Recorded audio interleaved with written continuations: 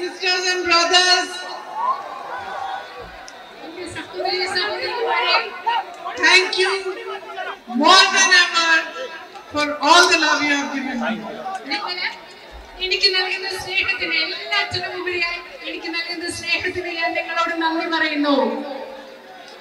I arrived here this morning and all through until I have reached here this meeting. Can't hear? Can't hear? I was saying that throughout my way from the helipad to this meeting here, I have been greeted by people who just shown me immense love, treated me like their daughter, like my sister, and I am deeply, deeply grateful to you. ഞാൻ നിങ്ങളോട് പറഞ്ഞുകൊണ്ട് വന്നത് രാവിലെ വന്നപ്പോൾ മുതൽ ഹെലിപ്പാഡിൽ നിന്ന് ഇവിടെ എത്തുന്നത് വരെ, ഈ മീറ്റിംഗിൽ എത്തുന്നത് വരെ ഓരോ സമയവും നിങ്ങൾ അപാരമായ സ്നേഹമാണ് എനിക്ക് നൽകുന്നത്. നിങ്ങൾ നിങ്ങളുടെ മകളെ പോലെ, നിങ്ങൾ നിങ്ങളുടെ സഹോദരിയെ പോലെയാണ് എന്നെ കണക്കാക്കിക്കൊണ്ടിരിക്കുന്നത്. My brother always tells me that you are his family. എന്റെ സഹോദരൻ എന്നോട് എപ്പോഴും പറയാറുണ്ട്, വയനാട്ടിലെ നിങ്ങൾ അദ്ദേഹത്തിന്റെ കുടുംബമാണെന്ന് അദ്ദേഹം പറയാറുണ്ട്. He doesn't say this for public, for media. He says it at home also. അദ്ദേഹം അത് പൊതുവേദിയിൽ വന്നിട്ട് മാധ്യമപ്രവർത്തകരുടെ മുമ്പിൽ മാത്രമല്ല, വീട്ടിലിരിക്കുമ്പോഴും അദ്ദേഹം അതേ വയനാട്ടുകാരെന്റെ കുടുംബമാണെന്ന്. I am his sister. I know he was sad to leave you. ഞാൻ അദ്ദേഹത്തിന്റെ സിസ്റ്ററാണ്, സഹോദരിയാണ്. എനിക്കറിയാം നിങ്ങളെ വയനാട്ടിലുള്ളവരെ വിട്ടിട്ട് പോകാൻ അദ്ദേഹത്തിന് എത്ര വിഷമമുണ്ടായിരുന്നു എന്ന് എനിക്ക് നന്നായി അറിയാം. In the last 5 years, he has made a very deep bond with you. കഴിഞ്ഞ 5 വർഷങ്ങളിൽ അദ്ദേഹം ആഴമേറിയ ഒരു ബന്ധം നിങ്ങളോട് എല്ലാവരോടും ഉണ്ടാക്കിയെടുത്തിട്ടുണ്ട്. You know, it's not easy to be my brother. It's not easy to be somebody who is attacked day in and day out by such a big machinery as the BJP's media and social media machinery. And he was attacked in the most nasty manner for at least 10 years. നിങ്ങൾക്കറിയോ, എന്റെ സഹോദരനായിരിക്കുക എന്ന് പറയുന്നത് എളുപ്പമുള്ള കാര്യമല്ല. ഈ രാജ്യത്തെ BJP ഭരണകൂടം അതിന്റെ സർവ്വ സന്നാഹങ്ങളും ഉപയോഗിച്ച് കഴിഞ്ഞ 10 വർഷങ്ങളായി ഏറ്റവും മോശമായ രീതിയിൽ അവരുടെ മാധ്യമങ്ങളും സമൂഹ മാധ്യമങ്ങളും എല്ലാം ഉപയോഗിച്ച് എന്റെ സഹോദരനെ ആക്രമിച്ചുകൊണ്ടിരിക്കുകയാണ്. They spread lies about him in a way that I don't think in the entire politics of the world was done to any single leader. നിങ്ങൾക്കറിയാമോ, അദ്ദേഹത്തെ പറ്റി ഈ രാജ്യത്ത് മുഴുവൻ രാഷ്ട്രീയത്തിൽ ഒരാളോടും ചെയ്തിട്ടില്ലാത്ത വിധത്തിൽ അദ്ദേഹത്തെ പറ്റി അവർ നുണകൾ പറഞ്ഞു പ്രചരിപ്പിക്കുകയുണ്ടായി. Hundreds of crores, money, resources into painting a picture of him in front of the public. അദ്ദേഹത്തെ പറ്റി വളരെ തെറ്റായിട്ടുള്ള ഒരു പ്രതിച്ഛായ, അദ്ദേഹത്തിന്റെ തെറ്റായ ഒരു പ്രതിരൂപം ജനങ്ങളുടെ മുൻപിൽ അവതരിപ്പിക്കുന്നതിന് വേണ്ടി അവർ കോടിക്കണക്കിന് 100 കോടികൾ കണക്കിന് രൂപയാണ് BJPയും അതിന്റെ സന്നാഹവും ചെലവഴിച്ചത്. And at that time, which must have been one of the most difficult times for him in his life, it is you who stood by him. People of Wayanad. ഈ കഴിഞ്ഞ 10 വർഷങ്ങളിൽ അദ്ദേഹത്തിന്റെ ജീവിതത്തിലെ ഏറ്റവും ബുദ്ധിമുട്ടുള്ള, അദ്ദേഹം ഇങ്ങനെ ആക്രമിക്കപ്പെട്ട ഈ സമയത്ത് അദ്ദേഹത്തോടൊപ്പം നിന്നത് നിങ്ങളാണ്. വയനാട്ടിലെ ജനങ്ങളാണ് അദ്ദേഹത്തോടൊപ്പം നിന്നത്. It is you who stood for democracy in this country. ഈ രാജ്യത്തെ ജനാധിപത്യത്തിന് വേണ്ടി നിലകൊണ്ടത് നിങ്ങളാണ്, വയനാട്ടിലെ ജനങ്ങളാണ്. It is you who stood side by side with him to fight in his fight for the values of the Constitution. ഈ രാജ്യത്തിന്റെ ഭരണഘടനാ മൂല്യങ്ങൾ സംരക്ഷിക്കുന്നതിന് വേണ്ടി എന്റെ സഹോദരൻ പോരാടിയപ്പോൾ അദ്ദേഹത്തോടൊപ്പം നിന്നത് നിങ്ങൾ ഓരോരുത്തരുമാണ്. Each one of you, my sisters, my brothers, with your vote, gave him strength, gave him courage, and gave him the bravery to walk from one end of this nation to the other in the name of peace and brotherhood. നിങ്ങൾക്കറിയോ, വയനാട്ടിലെ എന്റെ പ്രിയപ്പെട്ട സഹോദരന്മാരെ, നിങ്ങളുടെ വോട്ടാണ്, നിങ്ങളുടെ സമാധാനമാണ്, നിങ്ങളുടെ ധൈര്യമാണ്, നിങ്ങളുടെ സ്നേഹമാണ് ഈ രാജ്യത്തിന്റെ ഒരറ്റം മുതൽ മറ്ററ്റം വരെ സമാധാനത്തിന് വേണ്ടി, സ്നേഹത്തിന് വേണ്ടി യാത്ര ചെയ്യാൻ എന്റെ സഹോദരന് ധൈര്യവും കരുത്തും നൽകിയത്. I know you did it because you love him. എനിക്കറിയാം നിങ്ങൾ അത് ചെയ്തത് നിങ്ങൾ എന്റെ സഹോദരനെ സ്നേഹിക്കുന്നത് കൊണ്ടാണെന്ന് എനിക്കറിയാം.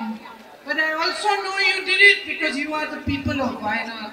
എനിക്കറിയാം നിങ്ങൾ അത് ചെയ്തത് എന്റെ സഹോദരനെ സ്നേഹിക്കുന്നത് കൊണ്ട് മാത്രമല്ല, മറിച്ച് നിങ്ങളുടെ വയനാട്ടിലെ ജനങ്ങളായതുകൊണ്ട് കൂടിയാണ് നിങ്ങൾ അത് ചെയ്തത്.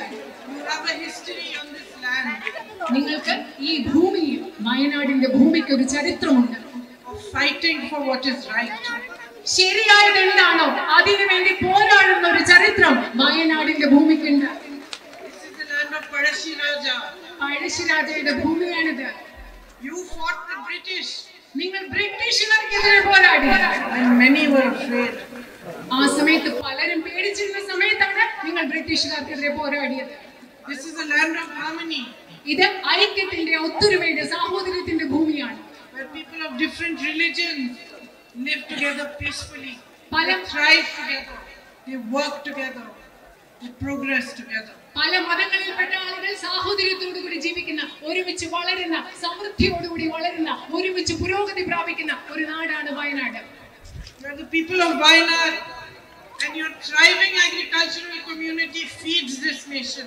നിങ്ങള് വയനാട്ടിലെ ജനങ്ങൾ വളരെ സമൃദ്ധിയോടുകൂടി മുൻപോട്ട് പോകുന്ന ഒരു കർഷക സമൂഹം, രാജ്യത്തിന് അന്നം കൊടുക്കുന്ന ഒരു കർഷക സമൂഹം വയനാട്ടിലുണ്ട്. You have been guided through the ages by the teachings of Sri Narayan Guruji and many other saints and many other people, religious gurus. Sreenarayana ഗുരുദേവനെ പോലെയുള്ള അനേകം മഹാന്മാരായ പുണ്യാത്മാക്കളുടെ സന്ദേശങ്ങളും പഠനങ്ങളും ആശയങ്ങളും ഉൾക്കൊണ്ടുകൊണ്ടാണ് നിങ്ങൾ ജീവിച്ചുകൊണ്ടിരിക്കുന്നത് കാലങ്ങളായി. Values of justice, welfare, social justice, of love, of compassion, of equality are ingrained in you. സ്നേഹത്തിന്റെയും സാമൂഹ്യ നീതിയുടെയും തുല്യതയുടെയും അനുകമ്പയുടെയും സമത്വത്തിന്റെയും ആർദ്രതയുടെയും എല്ലാം മൂല്യങ്ങൾ നിങ്ങളുടെ ഉള്ളിൽ ഇഴുകി ചേർന്ന് കിടപ്പുണ്ട്. And today where do we stand in our country? ഇന്ന് നമ്മുടെ രാജ്യത്ത് നമ്മൾ എവിടെയാണ് ഇന്ന് നിൽക്കുന്നത്? We have a BJP government at the center. നമുക്ക് കേന്ദ്രത്തിൽ ഒരു ബിജെപി ഗവൺമെന്റ് ആണ് നമ്മളെ ഭരിക്കുന്നത്. That does not respect the constitution. Indian ഭരണഘടനയെ ബഹുമാനിക്കാത്ത ഒരു ബിജെപി ഗവൺമെന്റ് ആണ് ഇന്ന് കേന്ദ്രത്തിൽ ഭരിക്കുന്നത്. It weakens the values of our constitution every single day. ഓരോ ദിവസവും ഇന്ത്യൻ ഭരണഘടനയുടെ മൂല്യങ്ങളെ ദുർബലപ്പെടുത്തിക്കൊണ്ടിരിക്കുന്ന ഒരു ഗവൺമെന്റ് ആണിത്. What are their political policies and strategies to divide people so that they can continue? അവരുടെ രാഷ്ട്രീയപരമായ തന്ത്രങ്ങൾ എന്ന് പറയുന്നത്, നയങ്ങൾ എന്ന് പറയുന്നത് ജനങ്ങളെ വിഭജിപ്പിക്കുന്നതിന് വേണ്ടിയാണ്. അവർക്ക് തുടർന്ന് ഭരിക്കുന്നതിന് വേണ്ടി ജനങ്ങളെ വിഭജിക്കാനാണ് അവർ ശ്രമിക്കുന്നത്. To spread fear, to spread anger, to separate brother from sister, brother from brother, sister from sister, only so that they can remain powerful. ജനങ്ങളുടെ ഇടയിൽ ഭയമുണ്ടാക്കുക, വിദ്വേഷം വളർത്തുക, സഹോദരനെ സഹോദരിയിൽ നിന്ന് അകറ്റി നിർത്തുക, സഹോദരിമാരെ അകറ്റി നിർത്തുക. എന്തിനാണ്? എല്ലാം അവർക്ക് ഭരിക്കുന്നതിന് വേണ്ടി നിലനിർത്തുന്ന ഒരു ഗവൺമെന്റ് ആണ് ഈ രാജ്യം ഭരിക്കുന്നത്. And while they carry out this policy of divisiveness, the greatest beneficiaries are a handful of their friends, of powerful businessmen for whom all the policies are made. ഈ രാജ്യത്ത് ഇങ്ങനെ അവർ വിഭാഗീയത പടർത്തുക എന്ന നയം പിന്തുടർന്ന് മുൻപോട്ട് പോകുമ്പോൾ ഇതിന്റെയൊക്കെ ഏറ്റവും വലിയ ഗുണഭോക്താക്കൾ എന്ന് പറയുന്നത് അവരുടെ അതിസമ്പന്നരായ ഏതാനും എണ്ണം കഴിയുന്ന കുറച്ച് വ്യവസായികളാണ്. Wherever there is something that belongs to the people, it is taken and it is handed to these three or four. ഈ രാജ്യത്ത് ജനങ്ങളുടേതായ സ്വന്തമായ എന്തെങ്കിലും ഉണ്ടെങ്കിലും അതെല്ലാം എടുത്തു മാറ്റി ഈ അതിസമ്പന്നരായ ആളുകൾക്ക് കൊടുക്കുകയാണ് ഈ ഗവൺമെന്റ് ചെയ്യുന്നത്. In state after state, lands belonging to tribal people are being handed over to big businessmen who are friends of the Prime Minister. ഓരോ സംസ്ഥാനത്തും ഈ രാജ്യത്തെ ആദിവാസി സമൂഹത്തിൽപ്പെട്ട ആളുകൾക്ക് അവകാശമുള്ള ഭൂമി എടുത്ത് പ്രധാനമന്ത്രിയുടെ സുഹൃത്തുക്കളായ അതിസമ്പന്നരായ വ്യവസായികൾക്ക് നൽകുകയാണ് ഈ രാജ്യത്ത് ചെയ്തുകൊണ്ടിരിക്കുന്നത്. There is no compassion for our farming community, for the farmers that give this nation food, that feed us, on which this nation is thriving and is based. ഈ രാജ്യത്തിന് അന്നം നൽകുന്ന, ഈ രാജ്യത്തിന്റെ സമൃദ്ധിക്ക് കാരണമായ കർഷക സമൂഹത്തെ ആളുകളോട് ഈ ഗവൺമെന്റിന് യാതൊരു അനുതാപവും അനുകമ്പവുമില്ല. You grow coffee, you grow rice, you grow areca. You've been promised again and again MSP for your crops. Have you received it? നിങ്ങൾ ഇവിടെ കാപ്പി കൃഷി നടത്തുന്നു, അതുപോലെ അടയ്ക്ക കൃഷി നടത്തുന്നു, നിങ്ങൾ നെല്ല് കൃഷി നടത്തുന്നു. വീണ്ടും വീണ്ടും നിങ്ങൾക്ക് മിനിമം താങ്ങുവില നൽകുമെന്ന് പറഞ്ഞിട്ടുണ്ട്. നിങ്ങൾക്കത് കിട്ടിയിട്ടുണ്ടോ? You struggle for a livelihood. You set up small businesses, shops like these ones, this Brothers Bakery and the side view store in front of me, this hotel. നിങ്ങൾ ജീവിക്കാൻ വേണ്ടി കഷ്ടപ്പെടുകയാണ്. ഇവിടെ കാണുന്ന ബ്രദേഴ്സ് ബേക്കറിയും സൈഡ് വ്യൂ സ്റ്റോറും പോലെ ചെറിയ ചെറിയ കടകൾ നിങ്ങൾ സ്ഥാപിച്ചിട്ടുണ്ട്. You work hard, you struggle to make an honest living. What support do you get from your central government? You get GST. നിങ്ങൾ കഷ്ടപ്പെടുകയാണ്, നിങ്ങൾ ജീവിക്കാൻ വേണ്ടി സത്യസന്ധമായി ജീവിക്കുന്നതിന് വേണ്ടി നിങ്ങൾ കഠിനാധ്വാനങ്ങൾ ചെയ്യുകയാണ്, കഷ്ടപ്പെടുകയാണ്. നിങ്ങൾക്ക് എന്ത് പിന്തുണയാണ് കേന്ദ്ര ഗവൺമെന്റിൽ നിന്ന് ലഭിക്കുന്നത്? നിങ്ങൾക്ക് ചരക്ക് സേവന നികുതി കൊടുക്കേണ്ടി വരുന്നു. On every single item you have a new tax. എല്ലാ കാര്യത്തിലും ഓരോ പുതിയ വസ്തു വരുമ്പോൾ അതിലൊരു പുതിയ നികുതി government നടപ്പിലാക്കുന്നുണ്ട്. Prime Minister wakes up one morning and he says we're going to demonetize the rupee. ഓരോ ദിവസം രാവിലെ എഴുന്നേറ്റ് പ്രധാനമന്ത്രി പറയുകയാണ് ഞാൻ നോട്ട് നിരോധനം നടപ്പിലാക്കാൻ പോവുകയാണ്. Who suffers?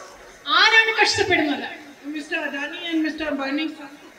കഷ്ടപ്പെടുന്നത് Adani അംബാനിയാണോ? They don't suffer. Our Shopkeepers suffer. Small businesses suffer. And everything, every policy of this government for the last 10 years has been done nothing but cripple you. അത് നിങ്ങൾക്കറിയാം, അദാനി അംബാനി അല്ല കഷ്ടപ്പെടുന്നത്, നിങ്ങളാണ് കഷ്ടപ്പെടുന്നത്. ഇവിടുത്തെ ചെറിയ കച്ചവടക്കാരാണ് കഷ്ടപ്പെടുന്നത്. ഇങ്ങനത്തെ ചെറിയ കട നടത്തുന്ന ആളുകളാണ് കഴിഞ്ഞ 10 വർഷങ്ങളായി ഈ ഗവൺമെന്റിന്റെ എല്ലാ നയപരിപാടികളും സാധാരണക്കാരെ ബുദ്ധിമുട്ടിലാട്ടുന്നത്, സാധാരണക്കാരെ ബുദ്ധിമുട്ടിക്കുന്നതുമാണ്. My sisters are all here. I know what difficulties they face because of price rise. എന്റെ സഹോദരിമാരെല്ലാവരും അവിടെയുണ്ട്. എനിക്കറിയാം വില വർധന മൂലം അവർ എന്തുമാത്രം ബുദ്ധിമുട്ടാണ് നേരിടുന്നത് എനിക്കറിയാം. And my young brothers and sisters who are educated and are looking for jobs, the highest unemployment rates in the last 10 years. ഇവിടെ നിങ്ങൾക്കറിയാം എന്റെ ചെറുപ്പക്കാരായ സഹോദരിമാരുണ്ട്, നിങ്ങൾക്ക് വിദ്യാഭ്യാസം കിട്ടിയിട്ടുണ്ട്, അവർ ജോലിക്ക് വേണ്ടി നോക്കുകയാണ്. പക്ഷെ ഈ രാജ്യത്ത് ഏറ്റവും വലിയ തൊഴിലില്ലായ്മ നിരക്കാണ് ഇന്നുള്ളത്. So you work hard, you educate your children, and what happens? You are unable to get jobs because the government is not providing jobs, is not creating any avenues for jobs. All the manufacturing processes and all, they are not increasing them, they are not strengthening them. നിങ്ങളറിയാം നിങ്ങൾ എന്താ ചെയ്യുന്നത്? നിങ്ങൾ കഷ്ടപ്പെടുന്നു, നിങ്ങളുടെ കുട്ടികളെ പഠിപ്പിക്കുന്നു, പക്ഷെ കുട്ടികൾക്ക് ജോലി കിട്ടുന്നില്ല. എന്തുകൊണ്ടാണ്? ഇവിടെ പുതിയ തൊഴിലുണ്ടാകുന്ന അവസരങ്ങൾ, ഉൽപാദന മേഖലയിലും മറ്റും തൊഴിലുണ്ടാകാനുള്ള അവസരങ്ങൾ ഈ ഗവൺമെന്റ് ഉണ്ടാക്കുന്നില്ല. They take land away from the tribal people and hand them to their friends. They provide good housing for you. Have the tribal people all over this country not suffered enough that they do not even have good access to health and educational opportunities? അതെന്താ അവര് ചെയ്യുന്നത്? ആദിവാസി സുഹൃത്തുക്കളിൽ നിന്ന്, ആദിവാസി സമൂഹത്തിൽ നിന്ന് ഭൂമി എടുത്തിട്ട് അവരുടെ സുഹൃത്തുക്കളായ ബിസിനസ്സുകാർക്ക് നൽകുന്നു. നമ്മുടെ നാട്ടിലെ ആദിവാസി സമൂഹത്തിന് ആരോഗ്യ പരിരക്ഷ, വിദ്യാഭ്യാസം, ഇതിനൊക്കെയുള്ള കൃത്യമായ അവകാശം, അതിൽ പ്രവേശിക്കാനുള്ള സാഹചര്യം ലഭിക്കുന്നുണ്ടോ ഈ രാജ്യം മുഴുവൻ? You have so much potential right here in Wayanad. വയനാട്ടിൽ നിങ്ങൾക്ക് ധാരാളം കഴിവുണ്ട്, നിങ്ങൾക്ക് വളരാനുള്ള ധാരാളം കഴിവ് വയനാട്ടിലുണ്ട്. You have a thriving tourism industry, but it can be strengthened even more. നിങ്ങൾക്ക് വളരെയധികം വളർന്നുകൊണ്ടിരിക്കുന്ന, കുതിച്ചുകൊണ്ടിരിക്കുന്ന ഒരു വിനോദസഞ്ചാര വ്യവസായമുണ്ട്. പക്ഷെ അതിനെ നമുക്ക് കൂടുതൽ ശക്തിപ്പെടുത്താൻ സാധിക്കും. New opportunities for employment can be made. ഇവിടെ തൊഴിലവസരങ്ങൾ, പുതിയ തൊഴിലവസരങ്ങൾ വയനാട്ടിൽ നമുക്ക് സൃഷ്ടിക്കാൻ സാധിക്കും. We have been asking for a long time for better development of this town. അതുപോലെ തന്നെ നിങ്ങൾ കുറെ കാലമായി ഈ ടൗണിലെ, ഈ നഗരത്തിന്റെ മെച്ചപ്പെട്ട ഒരു വികസനത്തിന് വേണ്ടി ശ്രമിച്ചുകൊണ്ടിരിക്കുകയാണ്. Even the Manrega workers are not getting regular work today. അത് മാത്രമല്ല, മഹാത്മാഗാന്ധി ദേശീയ ഗ്രാമീണ തൊഴിലുറപ്പ് പദ്ധതിയുടെ ഭാഗമായിട്ട് പ്രവർത്തിക്കുന്ന തൊഴിലാളികൾക്ക് പോലും സ്ഥിരമായിട്ടുള്ള ജോലി ഇന്ന് കിട്ടുന്നില്ല. You have floods, you have disasters like the landslide, and politics is played with you. നിങ്ങൾക്ക് വയനാട്ടിൽ വെള്ളപ്പൊക്കം ഉണ്ടായി, അതുപോലെ തന്നെ ഇവിടെ മണ്ണിടിച്ചിൽ പോലെയുള്ള പ്രകൃതി ദുരന്തങ്ങൾ ഉണ്ടായി. പക്ഷെ ഇവിടെയും രാഷ്ട്രീയം നിങ്ങൾക്കെതിരെ കളിച്ചുകൊണ്ടിരിക്കുകയാണ്. It is a great shame that the central government is not releasing funds for the disaster that happened here. വയനാട്ടിലുണ്ടായ പ്രകൃതി ദുരന്തത്തിൽ നിന്ന് നിങ്ങളെ രക്ഷിക്കാൻ വേണ്ടി കേന്ദ്ര ഗവൺമെന്റ് ഫണ്ട് നൽകുന്നില്ല എന്നുള്ളത് ഏറ്റവും ലജ്ജാകരമായ ഒരു കാര്യമാണെന്ന് പറയാൻ ഞാൻ ആഗ്രഹിക്കുന്നു. But look at their pattern. Before there were floods in Wayanad, there were similar conditions of landslides and huge loss of life, huge loss of livelihood in Himachal Pradesh. എന്താണ് ചെയ്യുന്നത് നോക്കിയോ? വയനാട്ടിൽ സംഭവിച്ചതുപോലെ വയനാട്ടിൽ വെള്ളപ്പൊക്കവും മണ്ണിടിച്ചിലും ഒക്കെ ഈ പ്രകൃതി ദുരന്തം ഉണ്ടായതിനു മുമ്പായി ഇതുപോലെ തന്നെ ഹിമാചൽ പ്രദേശിലും മണ്ണിടിച്ചിലും പ്രകൃതി ദുരന്തവും ഒക്കെ ഉണ്ടായി. Neither did Modi ji's government declare it a national disaster, nor did they send funds. അതിനെ ഒരു ദേശീയ ദുരന്തമായി പ്രഖ്യാപിക്കാനോ അതിനുവേണ്ടി ഫണ്ട് നൽകാനോ മോദി ഗവൺമെന്റ് തയ്യാറായില്ല. Why? For purely political reasons. എന്തുകൊണ്ടാണ് അങ്ങനെ ചെയ്യാതിരുന്നത്? തീർത്തും രാഷ്ട്രീയമായ കാരണങ്ങൾ കൊണ്ട് മാത്രമാണ് അങ്ങനെ ചെയ്യാതിരുന്നത്. The same thing has happened here. അതേ കാര്യം തന്നെയാണ് ഇന്ന് വയനാട്ടിലും സംഭവിച്ചുകൊണ്ടിരിക്കുന്നത്. What is the point of Modi ji coming here and meeting all the disaster victims if he cannot release the funds? ഇന്ന് വരെ വയനാട്ടിലെ ജനങ്ങൾക്ക് വേണ്ടിയുള്ള ഫണ്ട് നൽകാൻ തയ്യാറായില്ലെങ്കിൽ നരേന്ദ്രമോദി ഇവിടെ വന്ന് ഈ ദുരന്തത്തെ അതിജീവിച്ചവരെ കണ്ടതിന് എന്ത് അർത്ഥമാണുള്ളത് എന്ന് ഞാൻ ചോദിക്കുകയാണ്. You have floods quite often, and you need a systematic system, a robust mechanism for the compensation that is your due. You deserve the compensation. Nobody is doing you a favor. It is your money, it is your due. When a disaster strikes you, it is your right that you should be compensated. നിങ്ങൾക്ക് ഇവിടെ വെള്ളപ്പൊക്കം ഉണ്ടാവുന്നു, പ്രകൃതി ദുരിതങ്ങൾ ഉണ്ടാവുന്നു, നിങ്ങൾക്ക് നഷ്ടപരിഹാരം കിട്ടുക എന്നുള്ളത് നിങ്ങളുടെ അവകാശമാണ്. നിങ്ങളത് അർഹിക്കുന്നുണ്ട്. അത് നൽകുന്നതിലൂടെ നിങ്ങൾക്ക് ആരും ഒരു ഔദാര്യം നൽകുകയല്ല. നിങ്ങൾക്ക് ഇവിടെ പ്രകൃതി ദുരന്തങ്ങൾ ഉണ്ടാകുമ്പോൾ നിങ്ങൾക്ക് നഷ്ടപരിഹാരം ലഭിക്കുന്നതിന് വേണ്ടി സക്രിയമായ ഒരു വ്യവസ്ഥ, സംവിധാനം ഇവിടെ ഉണ്ടാകേണ്ടത് അത്യാവശ്യമാണ്. I know one of your biggest issues here is the man-animal conflict. എനിക്കറിയാം വയനാട്ടിൽ നിങ്ങളുടെ പ്രധാനപ്പെട്ട ഒരു പ്രശ്നം എന്ന് പറയുന്നത് മനുഷ്യ വന്യജീവി സംഘർഷമാണ്. And I think we should all work hard to find a good solution for it. So that even your environment is preserved, at the same time your life is very important. Human life is most important and needs to be preserved.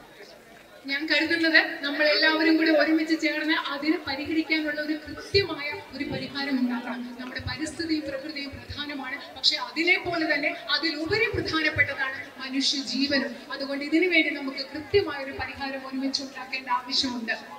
So this is my first day of campaigning here in Wayanad, and I want to say that my knowledge of the issues that you have comes from my brother.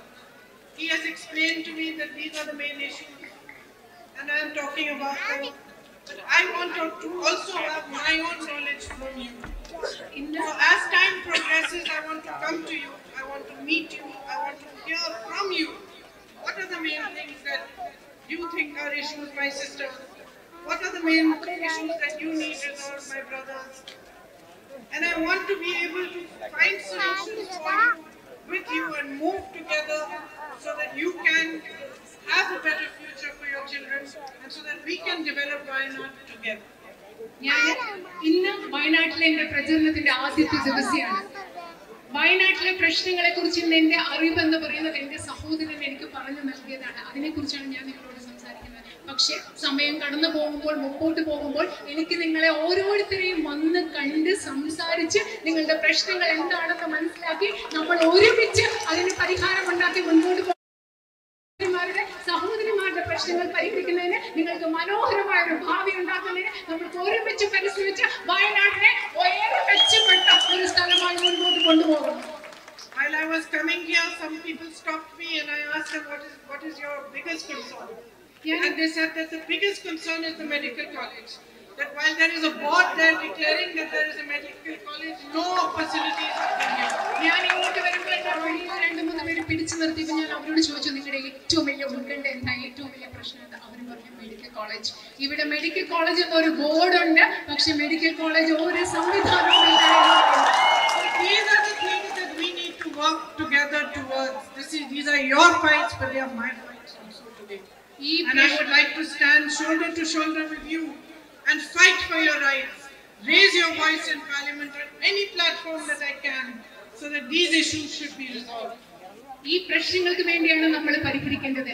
ഈ പ്രശ്നങ്ങൾക്ക് വേണ്ടിയാണ് നിങ്ങൾ ഇന്ന് പോരാടിക്കൊണ്ടിരിക്കുന്നത്. പക്ഷേ ഇന്ന് നിങ്ങളുടെ പോരാട്ടം എന്ന് പറയുന്നത് എന്റെയും കൂടി പോരാട്ടമാണ്. നിങ്ങളുടെ പ്രശ്നങ്ങൾക്ക് വേണ്ടി ഞാൻ ഇന്ത്യൻ പാർലമെന്റിൽ പൊഴുതും. നിങ്ങളുടെ ശബ്ദമായി നിങ്ങൾക്ക് വേണ്ടി എന്റെ ശബ്ദം ഉയർത്തും. ഏതൊക്കെ വേദികളിൽ സാധ്യമാണോ അവിടെയെല്ലാം നിങ്ങളുടെ പ്രശ്നങ്ങൾ പരിഹരിക്കുന്നതിന് വേണ്ടി ഞാൻ എന്റെ ശബ്ദം ഉയർത്തും. You have given my brother so much love and affection. I consider it my responsibility to keep the bond between you and him strong and to strengthen it even more. എനിക്ക് എന്റെ സഹോദരനും നിങ്ങളുമായിട്ടുള്ള ബന്ധം അറിയാം. എനിക്ക് നിങ്ങളോട് ഉത്തരവാദിത്തം അറിയാം. അദ്ദേഹവും നിങ്ങളുമായിട്ടുള്ള ബന്ധം കൂടുതൽ ശക്തിപ്പെടുത്തുന്നതും ആഴത്തിൽ വരുത്തുന്നതിനുമായിട്ടുള്ള എന്റെ പ്രവർത്തനം ഉണ്ടായിരിക്കും. അത് നിർവഹിക്കേണ്ടത് എന്റെ ഉത്തരവാദിത്തമാണെന്ന് ഞാൻ കരുതുന്നു. Today some journalists came and each one was asking me, how many votes do you think you will win by? How many votes are you expecting? I said to them, and I am saying to you, that for me, a vote you cast is not a number for my ego to become big. I won by so many votes. It's not. For me, every vote you cast is my duty. It's a sense of responsibility. It's a symbol of what you expect from me. It's not a symbol of what I expect from you. It's a symbol of what you expect from me. And it's a symbol that you expect from me, that I discharge my duty to you. I discharge my responsibility to you first and foremost above everything. ഇന്ന് ഞാൻ വരുമ്പോൾ കുറച്ച് പത്രപ്രവർത്തകർ എന്നോട് ചോദിക്കായിരുന്നു, എത്ര വോട്ടാണ് നിങ്ങൾ പ്രതീക്ഷിക്കുന്നത്, എത്ര ലക്ഷം വോട്ടാണ് പ്രതീക്ഷിക്കുന്നത്. ഞാൻ അതൊന്നുമല്ല പ്രതീക്ഷിക്കുന്നത്. എന്നെ സംബന്ധിച്ചിടത്തോളം നിങ്ങൾ ചെയ്യുന്ന ഒരു വോട്ടും എനിക്ക് നിങ്ങളോടുള്ള ഉത്തരവാദിത്വത്തിന്റെ പ്രതീകമാണ്. ഞാൻ നിങ്ങളോട് എന്ത് ചെയ്യണമോ അതിന്റെ പ്രതീകമാണ് നിങ്ങൾ എനിക്ക് നൽകുന്ന ഓരോ വോട്ടും. അത് എന്റെ ഈഗോ, എന്റെ ചിന്ത, ഞാൻ എന്ന ഭാവത്തെ വളർത്താനുള്ളതല്ല, മറിച്ച് നിങ്ങളോട് നിങ്ങളുടെ കടമ ഉത്തരവാദിത്വം ചെയ്യാൻ എന്നെ ഓർമ്മിപ്പിക്കുന്നതാണ് നിങ്ങൾ ചെയ്യുന്ന ഓരോ വോട്ടും. Your support is a symbol of your love and affection. നിങ്ങളുടെ പിന്തുണ എന്ന് പറയുന്നത് നിങ്ങൾക്ക് എന്നോടുള്ള സ്നേഹത്തിന്റെ, ഇഷ്ടത്തിന്റെ ഒരു പ്രതീകമാണ്. And of your trust in me. നിങ്ങൾക്ക് എന്നിലുള്ള വിശ്വാസത്തിന്റെ പ്രതീകമാണ് നിങ്ങൾ ചെയ്യുന്ന ഓരോ വോട്ടും. And one thing I can tell you, I am not going to let you down. ഞാൻ നിങ്ങളോട് ഒരു കാര്യം നിങ്ങൾക്ക് ഉറപ്പ് നൽകാൻ സാധിക്കും. എനിക്ക് ഒരിക്കലും ഞാൻ നിങ്ങളെ നിരാശപ്പെടുത്തില്ല എന്ന് എനിക്ക് ഉറപ്പ് നൽകാൻ സാധിക്കും. I'll tell you a story. When I was leaving my son in boarding school, the principal said to me that, from these families, big families, they come, they leave their children here. They never come to see their children. So we just want to tell you that at least once in 4 months you must come and see your son. ഞാൻ നിങ്ങളോട് ഒരു കഥ പറയാം. എന്റെ മകനെ ഞാൻ boarding സ്കൂളിൽ ചേർത്തിട്ട് പോയപ്പോ അവര് പറയായിരുന്നു, സാധാരണ ഇങ്ങനത്തെ വലിയ കുടുംബങ്ങളിൽ നിന്നൊക്കെ കുട്ടികളെ കൊണ്ട് ബോർഡിംഗ് സ്കൂളിൽ വിടും, പക്ഷെ അവരെ കാണാനൊന്നും പിന്നെ ആരും വരാറില്ല. നിങ്ങളെ കഷ്ടിച്ച് 4 മാസം കൂടുമ്പോഴെങ്കിലും 4 മാസത്തിലെങ്കിലും ഒരു പ്രാവശ്യം വന്ന് മകനെ കണ്ടിട്ട് പോകണമെന്ന് അവരെന്നോട് പറയാറ്. When 4 months were over, when I went to pick up my son, the principal told me, please don't come so much. 4 മാസം കഴിഞ്ഞിട്ട് ഞാൻ എന്റെ മോനെ വീട്ടിൽ അവിടുന്ന് കൂട്ടിക്കൊണ്ട് വരാൻ ചെന്നപ്പോ പ്രിൻസിപ്പൽ എന്താ പറഞ്ഞത്, ദയവേദി ഇത്രയും പ്രാവശ്യം ഇങ്ങോട്ട് വരരുത് എന്നാണ് എന്റെ പ്രിൻസിപ്പൽ എന്നോട് പറഞ്ഞത്. Just like the principal, I'm telling you, if you think I'm not going to come here often, you are going to get so fed up that you'll say, please don't come so much. ആ പ്രിൻസിപ്പലിനെ പോലെ നിങ്ങൾ ചിന്തിക്കുകയാണ്, ഞാൻ ഇനി ഇങ്ങോട്ട് കാര്യമായിട്ട് വരാനൊന്നും പോകുന്നില്ല എന്ന് നിങ്ങൾ ചിന്തിക്കുകയാണ്. ഞാൻ പറയാം, നിങ്ങൾക്ക് തെറ്റി. ആ പ്രിൻസിപ്പൽ പറയുന്ന പോലെ നിങ്ങൾ എന്നോട് പറയാൻ പോവാ, ഒത്തിരി പ്രാവശ്യം വരല്ലേ, ഇത്രയും പ്രാവശ്യം വരട്ടാണ് നിങ്ങൾ കൂടെ പറയാൻ പോവാണ്. My son is family, you are my family. കാരണം എന്റെ മോൻ എങ്ങനെയാണോ എന്റെ കുടുംബമാണ്, അതുപോലെ നിങ്ങളും എന്റെ കുടുംബമാണ്. And I'm truly, truly grateful again for your love and for your affection. Thank you for being here today. Thank you for listening. ഞാൻ സത്യസന്ധമായി പറയട്ടെ, നിങ്ങളുടെ സ്നേഹത്തിനും ഇഷ്ടത്തിനും ഞാൻ എന്നും നിങ്ങളോട് കടപ്പെട്ടിരിക്കുന്നവരാണ്. നിങ്ങൾ ഇന്ന് ഇവിടെ വന്നതിന് നിങ്ങൾക്ക് നന്ദി, നമസ്കാരം. Thank you.